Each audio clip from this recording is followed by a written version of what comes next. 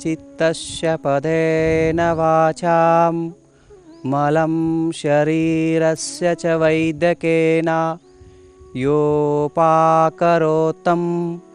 ಪ್ರವರಂ ಮುನೀನಾಂ ಪತಂಜಲಿಂ ಪ್ರಾಂಜಲಿರಾನಥೋಸ್ಮಿ ಆಭಾವು ಪುರುಷಾಕಾರಂ ಶಂಖಚಕ್ರಾಸಿಧಾರಿಣಂ ಸಹಸ್ರಶಿರ ಸಂಶ್ಲೇತಂ ಪ್ರಣಮಾಮಿ ಪತಂಜಲಿಂ ಪ್ರಣಮಾಮಿ ಪತಂಜಲಿಂ. ಹರಿ ಓಂ. ಸರ್ವರಿಗೂ ಯೋಗಾಯೋಗಕ್ಕೆ ಸ್ವಾಗತ ಸುಸ್ವಾಗತ. ಶ್ವಾಸಗುರು ಶ್ರೀ ವಚನಾನಂದ ಸ್ವಾಮೀಜಿ, ಶ್ವಾಸ, ಸಂಜಯ್ ನಗರ್, ಭೂಪ್ಸಂದ್ರ, ಬೆಂಗಳೂರು.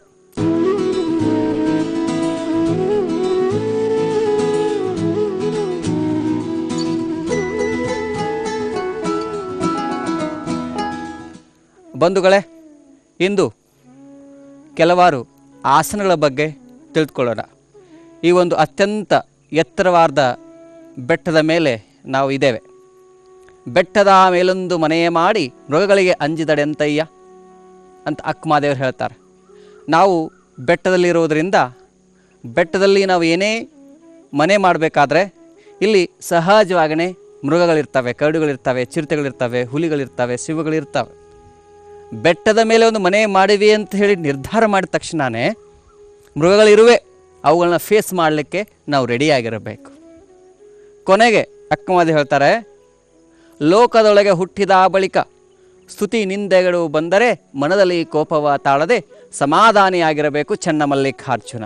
ಲೋಕದೊಳಗೆ ನಾವು ಹುಟ್ಟಿದ್ದೀವಿ ಅಂತಂದರೆ, ನಗರದಲ್ಲಿ ನಾವು ಇದ್ದೀವಿ ಅಂತಂದರೆ, ಪಟ್ಟಣದಲ್ಲಿ ನಾವು ಇದ್ದೀವಿ ಅಂತಂತಂದರೆ, ಸಮಾಜದಲ್ಲಿ ಇದ್ದೀವಿ ಅಂತಂದರೆ, 4 ಜನಗಳ ಮಧ್ಯೆ ಇದ್ದೀವಿ ಅಂತಂದರೆ, ಕೆಲವರಿಗೆ ನಾವು ಮಾಡುವಂಥ ಕೆಲಸ ಸರಿ ಅನ್ನಿಸ್ತದೆ, ಇನ್ನು ಕೆಲವರಿಗೆ ಸರಿ ಅನಿಸೋದಿಲ್ಲ.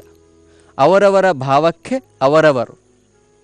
ಪಾಪವನೊಬ್ಬ ಕೊಂಬ, ಪುಣ್ಯವನೊಬ್ಬ ಕೊಂಬ, ನಿಮ್ಮ ಶರಣರು ನಿತ್ಯ ಮಕ್ತರು ಅಂತ ಬಸವೇಶ್ವರ ಹೇಳ್ತಾರೆ.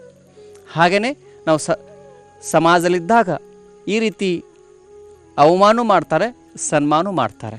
ಅವಮಾನ ಸನ್ಮಾನಗಳಾಗಿ, ಅವಮಾನ ಮಾಡಿದಾಗ ಕುಗ್ಗದೆ, ಸನ್ಮಾನ ಮಾಡಿದಾಗ ಹಿಗ್ಗದೆ ನಾವು ಸಮಸ್ಥಿತಿಯಿಂದ ಸಮಾಧಾನವಾಗಿರಬೇಕು ಅಂಥೇಳಿ ಅಕ್ಕಮಹಾದೇವರು ಹೇಳ್ತಾರೆ. ಈಗ ನಾವು ಕೆಲವೊಂದು ಆಸನಗಳನ್ನು ತಿಳ್ಕೊಳ್ಳೋಣ.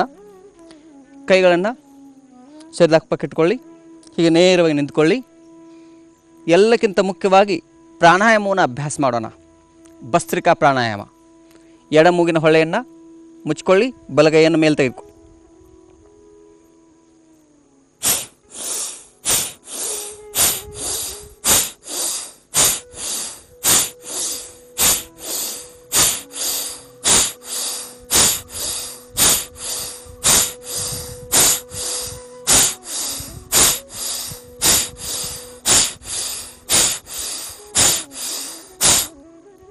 ಎಡ ಮೂಗಿನ ಹೊಳ್ಳೆಯನ್ನು ಮುಚ್ಚಿಕೊಂಡು ನಾವು ಉಚ್ಛ್ವಾಸ ನಿಶ್ವಾಸ ವೇಗವಾಗಿ ಮಾಡಬೇಕು. ಈಗ ಇನ್ನೊಂದು ನಾಸಿಕಾಗ್ರದಿಂದ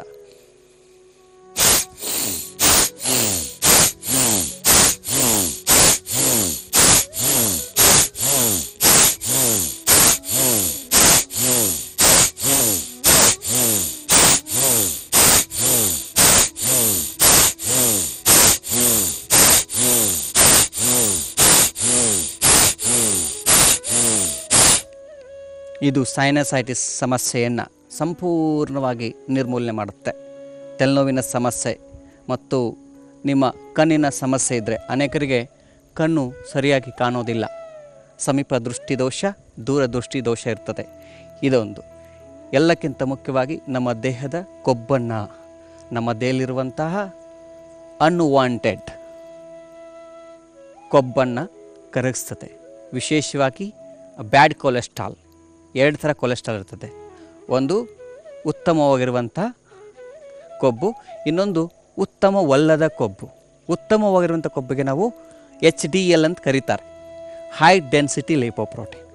ಇನ್ನೊಂದು LDL ಅಂತಂದರೆ ಲೋ ಡೆನ್ಸಿಟಿ ಲಿಪೋಪ್ರೋಟೀನ್. ನಮ್ಮ ಶರೀರಕ್ಕೆ ಏನು ಬೇಕು ಅಂತಂದರೆ HDL ಬೇಕು, LDL ಬೇಕಾಗಿಲ್ಲ. ಈ ಪ್ರಾಣಾಯಾಮ ಏನು ಮಾಡ್ತದೆ, ನಮ್ಮ ಶರೀರದಲ್ಲಿರುವಂಥ LDL ಅನ್ನು ತೆಗೆದುಬಿಡ್ತದೆ. ಹೇಗೆ? ಈ ರೀತಿ ಮಾಡೋದ್ರಿಂದ.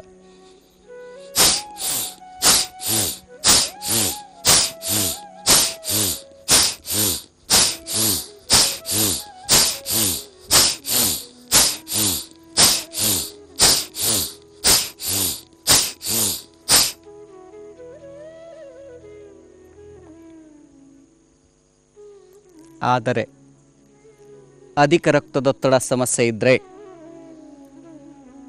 ಮತ್ತು ಹೃದಯ ಸಂಬಂಧಿ ಸಮಸ್ಯೆ ಇದ್ದರೆ, ಹಾರ್ಟ್ ಅಟ್ಯಾಕ್ ಅಥವಾ ಈಗಾಗಲೇ ಬೈಪಾಸ್ ಸರ್ಜರಿ ಮಾಡ್ಕೊಂಡಿದ್ರೆ ಇವುಗಳನ್ನ ನೀವು ಅಭ್ಯಾಸ ಮಾಡಲಿಕ್ಕೆ ಹೋಗಬೇಡಿ. ಇವುಗಳನ್ನ ಅಭ್ಯಾಸ ಮಾಡಬೇಕಾದ್ರೆ ಸೂಕ್ತ ಗುರುಗಳ ಮಾರ್ಗದರ್ಶನದಲ್ಲಿ, ಆರಂಭದಲ್ಲಿ ನನ್ನಷ್ಟು ನೀವು ವೇಗವಾಗಿ ಮಾಡಲಿಕ್ಕೆ ಹೋಗಬೇಡಿ. ನೀವು ಆರಂಭದಲ್ಲಿ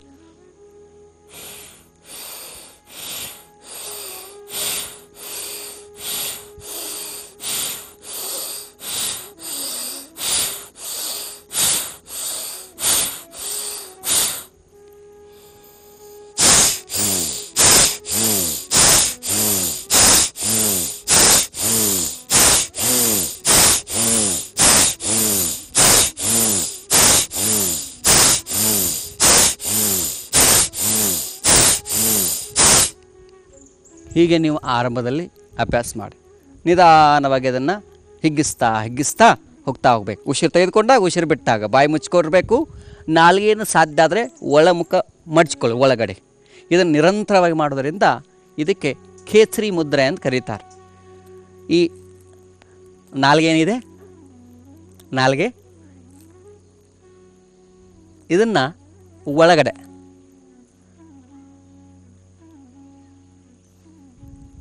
ಮಡ್ಚ್ಕೋಬೇಕು.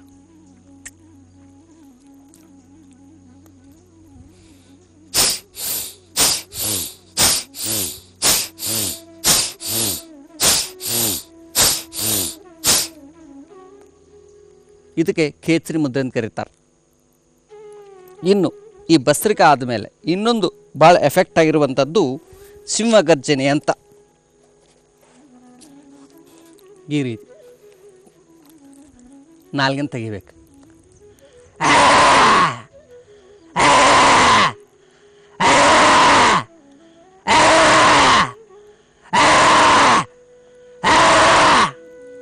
ಈ ರೀತಿ ಮಾಡ್ತಾ ಹೋಗ್ಬೇಕು. ಹೇಳ್ತಾರಲ್ಲ, ಬೆಟ್ಟದ ಮೇಲೊಂದು ಮೃಗಗಳಿಗೆ ಅಂಜಿದಡಿ ಅಂತಯ್ಯ ಅಂತ. ಈ ರೀತಿ ಮಾಡ್ತಾ ಹೋದರೆ ಬೆಟ್ಟದಲ್ಲಿರುವಂಥ ಮೃಗಗಳು ನೀವು ಅಂಜಬೇಕಾಗಿಲ್ಲ, ಅವುಗಳೇ ಅಂಜಿ ಓಡ್ತವೆ ಅಂತ ಹೇಳ್ತಾರೆ. ಸೊ ಅದಕ್ಕೆ ಇದನ್ನು ಹೆಚ್ಚೆಚ್ಚು ಆದರೆ ಒಬ್ಬರೇ ಇದ್ದಾಗ ಅಭ್ಯಾಸ ಮಾಡಿ. ನೀವು ಸಿಟಿ ಒಳಗೆ ಮಾಡಿದ್ರೆ ಅಕ್ಕಪಕ್ಕದವ್ರಿಗೆ ಏನಾಗಿದೆ, ಗಂಡ ಹೆಂಡತಿ ಜಗಳಾಡ್ತಾ ಇದ್ದಾರೆ, ಏನೋ ನಡೆದ ಗದ್ದಲ ಅಂತ ತಿಳ್ಕೋ ಸಾಧ್ಯತೆ ಇರುತ್ತೆ. ಅದಕ್ಕೆ ಈ ರೀತಿ ಬೆಟ್ಟದಲ್ಲಿ ಬಂದು ನೀವು ಹೀಗೆ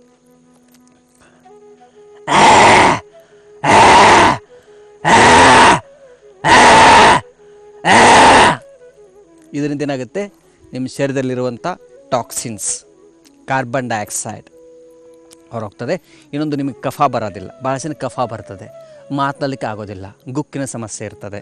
ಇಂಥ ಸಂದರ್ಭದಲ್ಲಿ ಇವುಗಳನ್ನ ನೀವು ಮಾಡಬೇಕು. ತದನಂತರ ಏನು ಮಾಡಬೇಕು, ನಾಲ್ಗೆನ ಮಸಾಜ್ ಮಾಡ್ಕೋಬೇಕು. ಹೇಗೆ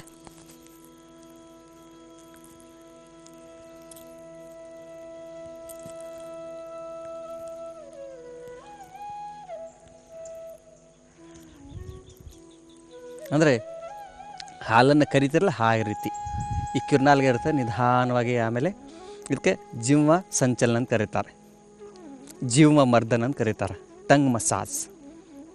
ಇದನ್ನು ನೀವು ಮಾಡ್ತಾ ಹೋಗಬೇಕು. ಇದರಿಂದ ಕಂಠ, ವಿಶೇಷವಾಗಿ ತಾಯಂದಿರಿಗೆ ಥೈರಾಯ್ಡ್ ಸಮಸ್ಯೆ ಇರುತ್ತೆ. ಅಂಥ ತಾಯಂದಿರು ಇದನ್ನು ಅಭ್ಯಾಸ ಮಾಡ್ತಾ ಹೋಗಬೇಕು. ಇದರಿಂದ ಥೈರಾಯ್ಡ್ ಸಮಸ್ಯೆ ಹೋಗ್ತದೆ. ತದನಂತರದಲ್ಲಿ ನಾವು